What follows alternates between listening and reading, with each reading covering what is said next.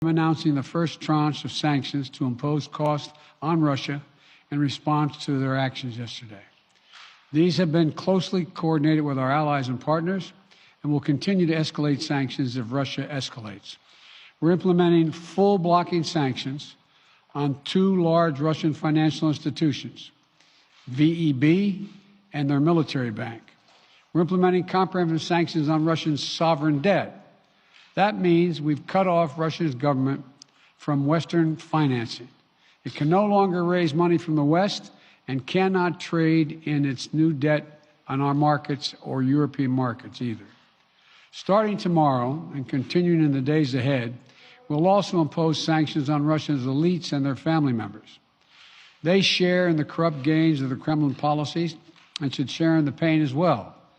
And because of Russia's actions, we've worked with Germany to ensure Nord Stream 2 will not, as I promised, will not move forward. As Russia contemplates its next move, we have our next move prepared as well. Russia will pay an even steeper price if it continues its aggression, including additional sanctions. The United States will continue to provide defensive assistance to Ukraine in the meantime, and will continue to reinforce and reassure our NATO allies.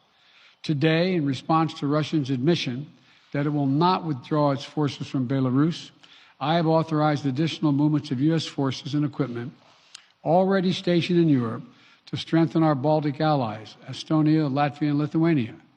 Let me be clear, these are totally defensive moves on our part.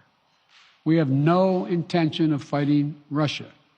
We want to send an unmistakable message, though, that the United States, together with our allies, will defend every inch of NATO territory and abide by the commitments we made to NATO.